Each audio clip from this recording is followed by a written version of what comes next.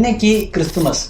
இந்த நாளில் கூட சில காணொளிகளை பார்க்குறப்ப நம்ம மதச்சார்பற்ற தேசத்துல தான் வாழ்ந்துகிட்டு இருக்கோமா அப்படின்ற ஒரு கேள்வியும் இந்தியாவில் இருக்கக்கூடிய அனைத்து மக்களுக்கு மத்தியிலேயே எழுப்பக்கூடிய ஒரு விஷயமா தான் இருக்கு.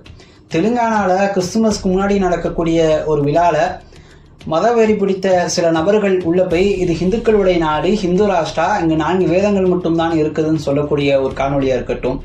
ஒடிசாவில் ரோட்டோரமாக தன்னுடைய குடும்பத்திற்கு ஏதாவது சம்பாதிச்சுட்டு போய் கொடுத்துட மாட்டோமா அப்படின்னு நினச்சி ரோட்டோரமாக கிறிஸ்துமஸுடைய நாளில் அந்த துணியை விற்கக்கூடிய அந்த நபர்கிட்ட போய் இது ஹிந்து ராஷ்டிரா, இதெல்லாம் விற்கக்கூடாதுன்னு சொல்லக்கூடிய காணொலியாக இருக்கட்டும்.